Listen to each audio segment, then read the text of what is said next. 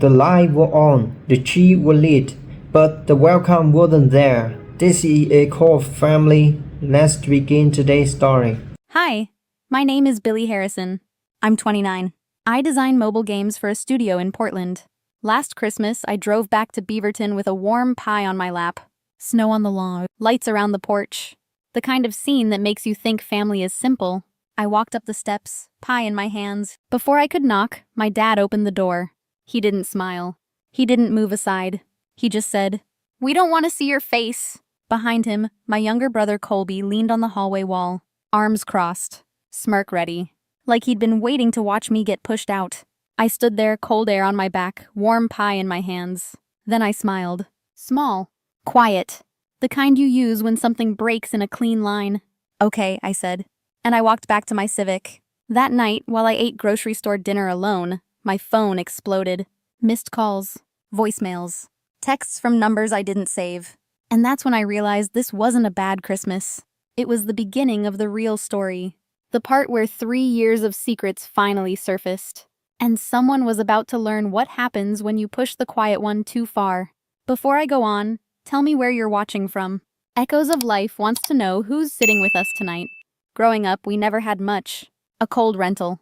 A furnace that worked when it felt like it. Mom did retail at Target. Dad worked warehouse shifts until he blew out his knee. After that, he stayed home on disability and daytime TV. Colby was the golden one, my younger brother. 1 semester at community college, then dropped out. Decided he was building a brand. Gym selfies, motivational quotes, 47 followers. Half were bots, 2 were family. I got out the hard way. Scholarships, student loans, part-time jobs that ate every weekend. Then I graduated. Landed my first game design job. Mom cried. Colby asked for concert money because his deposit got delayed. It wasn't delayed. He blew it partying. That's how it started. Little asks, reasonable asks. Things anyone would cover just once. Groceries, electric bills, car repairs, missed payments, streaming subscriptions they added without asking. I told myself it was temporary, that they'd get back on their feet, that good daughters don't keep score. But I did keep score. Quietly. A spreadsheet hidden in my notes app. 3 years later, the numbers were brutal. Bills I paid, insurance I covered, utilities I rescued, subscriptions I funded, random emergencies that became routine. It averaged $1,500 a month, every month. For 3 adults who refused to budget, I wasn't helping anymore. I was funding their lifestyle, while my own savings stayed thin. The worst part wasn't the money. It was the entitlement. How thank you became about time. How can you help became why isn't it here? And I told myself nothing would change. Until one moment did. And it came wrapped in spiderweb cracks and orange Cheeto dust. The breaking point didn't arrive like an explosion. It arrived as a cracked screen. My cracked screen. I had spent 8 months saving for that machine. Custom build. Ryzen chip. RTX card. A keyboard that felt like butter. My pride. My tool. My escape.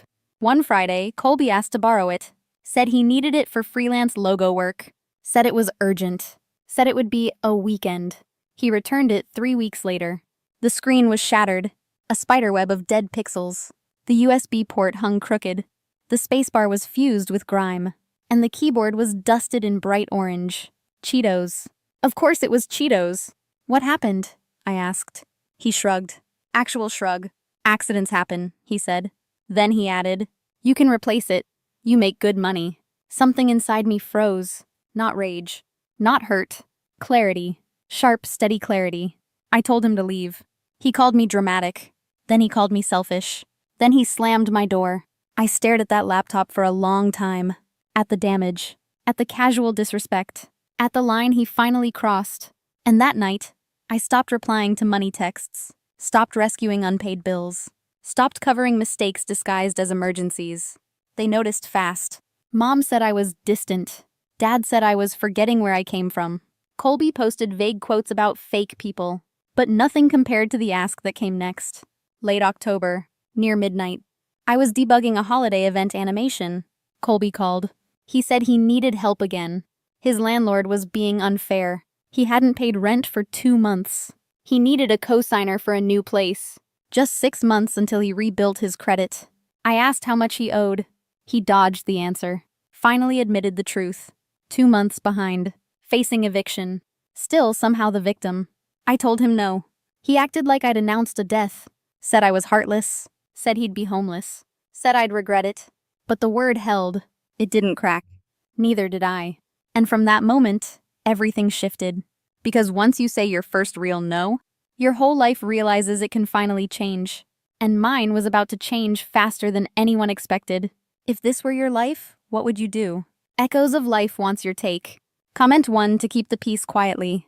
Comment 2 to cut the cord, even if it hurts. Once I said no, the quiet didn't last. It never does with people who depend on your silence. Sam, my best friend, my part-time conscience, looked at me over noodles. "They're going to freak out," he said. He wasn't wrong. We planned anyway. A clean break. 17 connections to sever. Yes, 17. Phone lines, insurance, autopay, streaming, credit card access. Years of little strings I kept pretending weren't chains. Monday at lunch, I started cutting. Sitting in my Civic, sandwich in one hand, phone in the other. First card. Removed all authorized users. New number issued. Every saved payment they relied on, gone. Then Verizon. 3 lines under my name. 1 belonged to Colby. Cut. Another belonged to Mom. Cut. Dad's had international calling somehow. Cut. Passwords next. Netflix, Hulu, Disney, Spotify, YouTube. Log out all devices. Done. Insurance. Called the rep. Removed Colby from my policy. She actually laughed. "Your rate drops $92 a month," she said. 92. Utilities were last. Just removed my card. No anger. No message. No warning. Just the sound of my own life returning. By the time I finished, the threads were gone. All of them. Mom called first. Her voice shook. "What happened to our phones?" I said, "Set up your own accounts." She cried. I hung up. Dad texted next. "Internet's out. Fix it." I replied, "It's yours to fix." Colby left a voicemail. All rage and blame. I deleted it. Sam brought whiteboards. "Thanksgiving ambush?" he asked. "No," I said.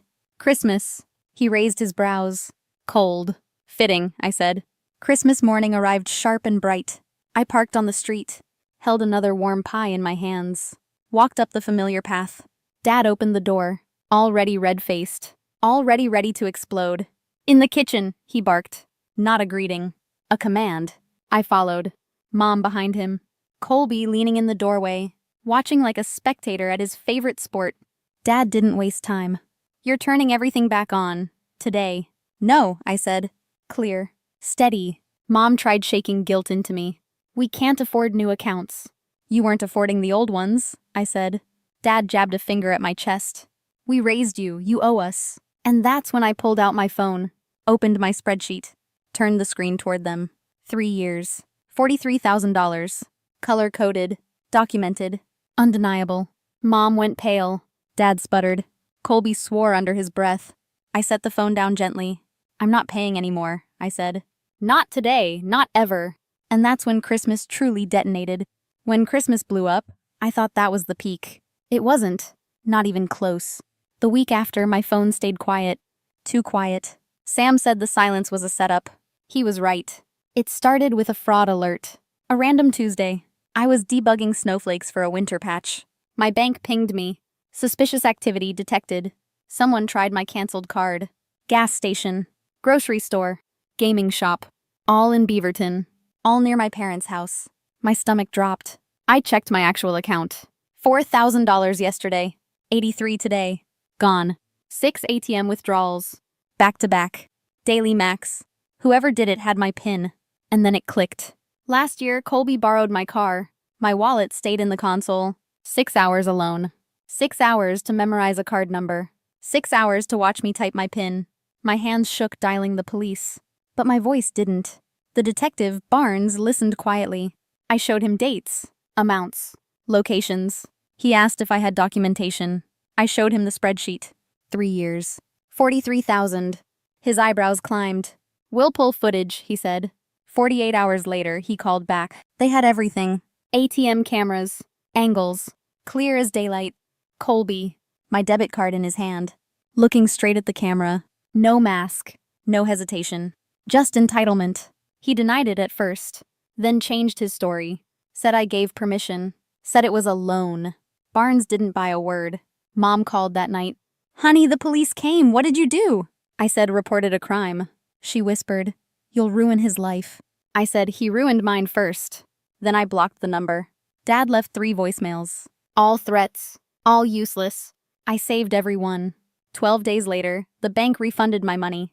Every cent. Colby took a plea deal. 2 years probation. Restitution. Community service. No jail. Not yet.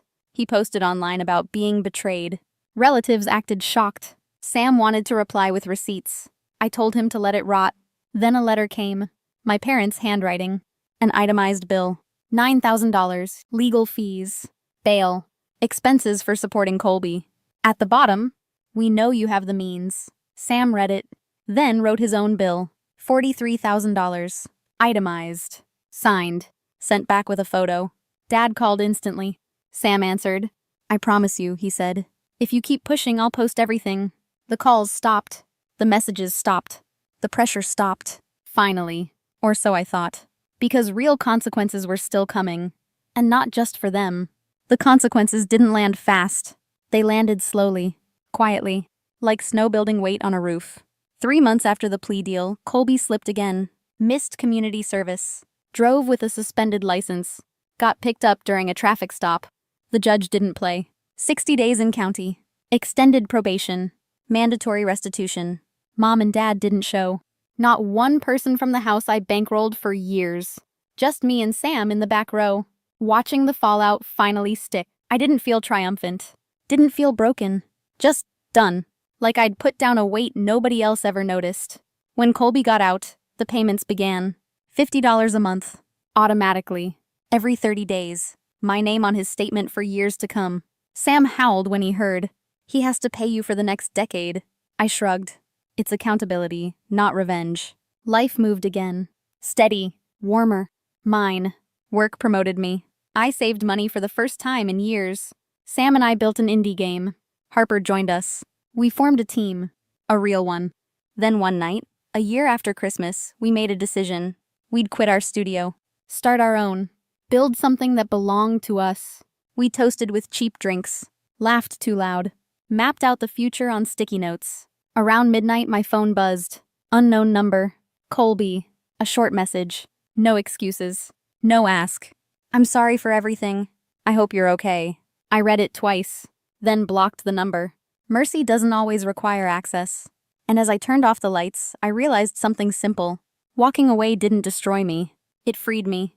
Because sometimes peace isn't who you keep. It's who you stop carrying. If this story stayed with you, please like, share, and subscribe. Echoes of Life will be here for the next one. Quiet truth, steady heart, every time.